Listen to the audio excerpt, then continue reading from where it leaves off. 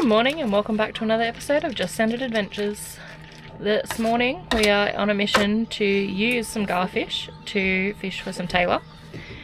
In our last episode you would have seen how we got garfish. We're actually going to get some more today. Last time was a freezer fill up, but... Yep, I'm trying to get a couple more to use today and a few more for the freezer. And we're going to go chase some tailor. And we'll show you exactly what we do to hopefully... use the garfish. Yeah. Now occasionally when you're fishing for garfish, something much more interesting than a garfish takes the bait. Usually a big bream. Really test your skills, honey. Yeah, it's only 3 pounds. Or not such a big bream.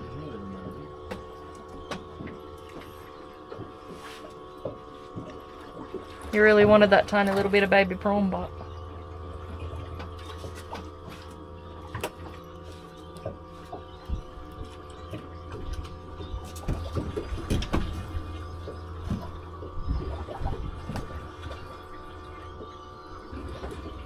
oh, he's alright. Another thing, you always seem to hook them right in the lip. Like you never hook them deep, even though it's a tiny little hook and a tiny little bit of bait. There you go. If he was what we were after, you'd be stoked. Yeah, he's a pretty little one. Yeah. Very good. So we have some garfish in the live bait tank. Yeah, we have a few. We only managed about 6, I think, but That's alright. We have a further 4 frozen from our last trip. What are we going to do with them? We are going to go slow trawl them, try and find some bait, hopefully, and slow trawl them around for a tailor. What are you looking for when you're trying to find the ideal spot to trawl for the tailor? Birds, deeper water, use your charts if you got them. Anything over sort of 6 or 7 metres, so that 8 to 10 is better. I'll show you when we find some bait on the screen what we're actually looking for. You just troll around until you find some bait. Structure that comes from like 10 metres up to 6 is good. A secret spot where you know where they live helps.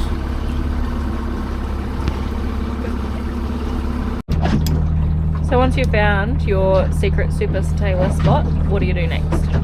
So I go run through the rig first, on a relatively heavy sort of rod and reel. Something that you would chase snapper with bait.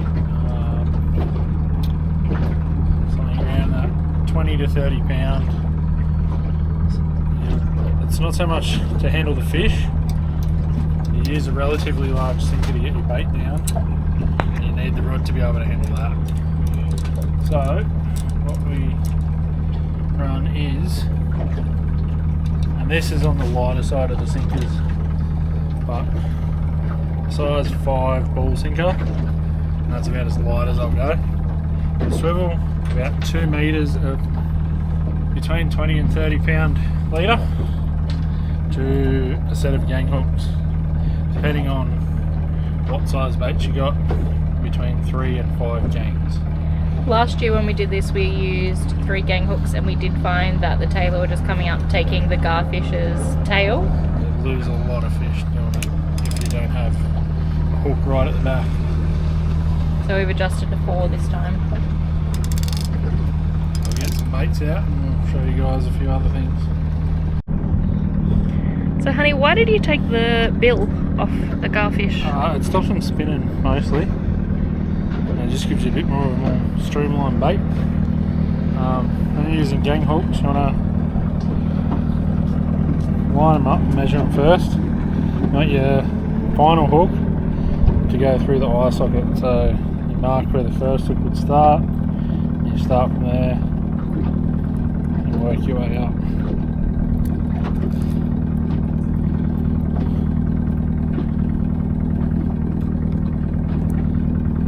Go on the underside of the backbone, just so your hook stays in the bait a little bit better. But that is why we use garfish and not pilchards for this, because they're a much tougher bait. Why specifically this style of hook for a gang hook? Yeah. It's a great question. I'll find out. I'll let you know. It's just what gang hooks are made out of for some reason. I think it's the curve of the barb goes into the hook behind it better, and it sits how it needs to sit. But other hooks you would have to put like a swivel or something between it to make it work. Yeah, let's get him swimming. Yeah, you've got the bait out. What now? So you pretty much want your boat just in gear. So you want to trawl it like between 2 and 4 k's an hour. If you come across a little bit of bait or you mark some fish on the sounder, pull it out of gear and let your bait sink down a little. They probably swim about mid-water with the boat just in gear, so if there's fish down a bit deeper than that, just pull it out of gear for maybe 10 seconds and the sinkers will go down to where the fish are. How far out are you trolling them? Generally the one with the bigger sinker, very close. So you literally just let enough water out that it hits the bottom. Enough line out that it hits the bottom, sorry. And then that's it.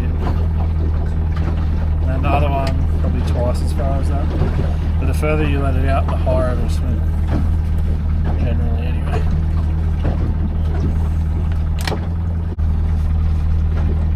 Why attempt this method this time of year? Why not in December or June? So, generally, March is a great month for bigger tailor. I'm not exactly sure why. I think it's got something to do with when they breed, but March and the start of April is when we get the big tailor in Lake Macquarie. And most fish are over 60 centimetres. They're a much better class of fish than the rest of the year, and much more consistently big. You will get them year round, but generally through summer they're significantly smaller. Through winter you generally get a run of 50 centimetre fish, and they're all pretty similar sizes and pretty common. But the bigger ones are a little bit less common right through winter. Are tailor the only species that you're going to come across doing this? Generally, kingfish will eat the same sort of stuff. That's probably the only lure catch. Salmon, you catch salmon doing this too. They're probably the only 2 things I've ever caught lure catch while doing this. I've caught flathead while trawling lures for tailor, but never on baits like this. I can't see why they wouldn't eat it.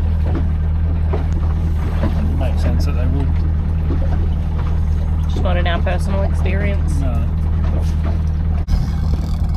And just as about, we were going to have to admit defeat and say that it was just too early in the season. Finally hooked one. Which is also proof that if where you're at isn't working, it doesn't mean it's not going to work. It's a good idea to try different places, because we left what we would typically call our tailor spot to try somewhere that typically wouldn't work for us.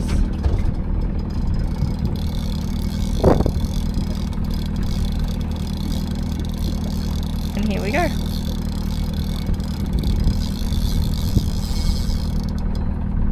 Sounds like he's going alright. I don't know. What do you think it is then? We even got a little kingfish. Maybe. It's a tailor. Don't lose it now, honey. Best.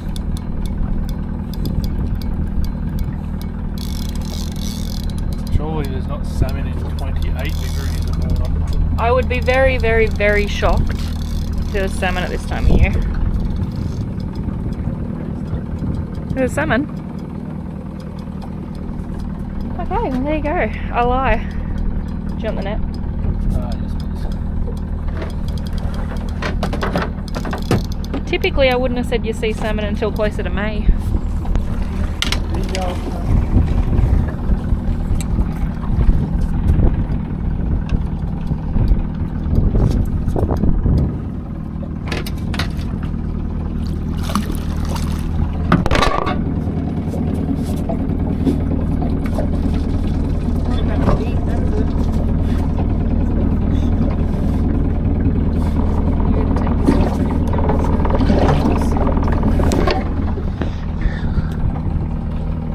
Well, it's not the Tailor we were after, but it's a little bit of fun. And you get the idea of how it works. So if you have a downrigger on your boat, you can definitely use that and use lighter gear and not worry about the sinkers. That would work pretty good too, I reckon. Do tide and water temperature matter? Historically, we would have said yes, but not really. Running's nicer, just because it's slightly cleaner water, but it doesn't make that much of a difference. And historically, Tailor recorded colder water, but the biggest ones I've ever caught it at this time of year, and the water's usually over 25 degrees. To be fair, Lake Mac likes to throw a few curveballs to what is typical for most areas. It does. You do want to keep a bit of an eye on your rods too. You're trawling slow enough, and some of these fish are big enough that they will pick the bait up and it'll just go a little bit slack. So you do want to watch for bites.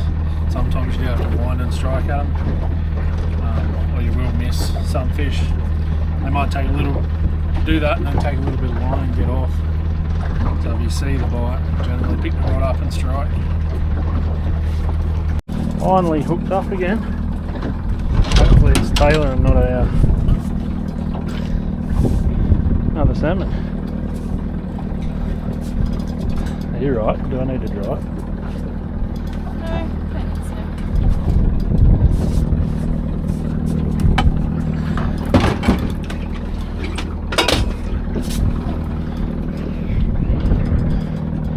Step back when you can and I'll get in there with the net.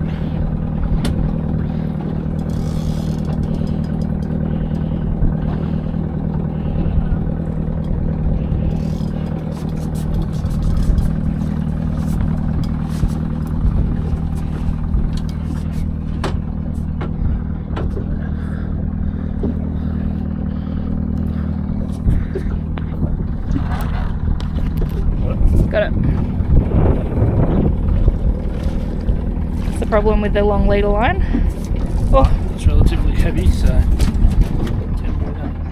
sorry. There we go. There we go. There's a Tailor. Finally. Didn't even get to eat all of the gari, the poor little bugger. Yes. Oh, poor thing. I'm glad you gave the boat that extra little rev forward to hook him, but I don't reckon you would have otherwise. Yeah, it started doing himself. Good eating size for you. Yeah. The salmon might have been lucky, but this poor little bugger's not. He's coming home with us. After a quick little tag team of half-eaten bait fish on both rods, sorry. Giles got one that wants to carry on the surface. On the net.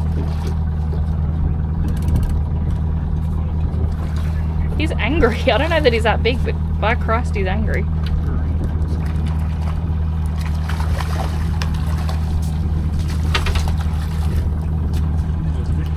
Yeah, not bad size. They went the last bit of gari all over everything. That's whatever he's been eating. Yeah, maybe squid actually. Don't know.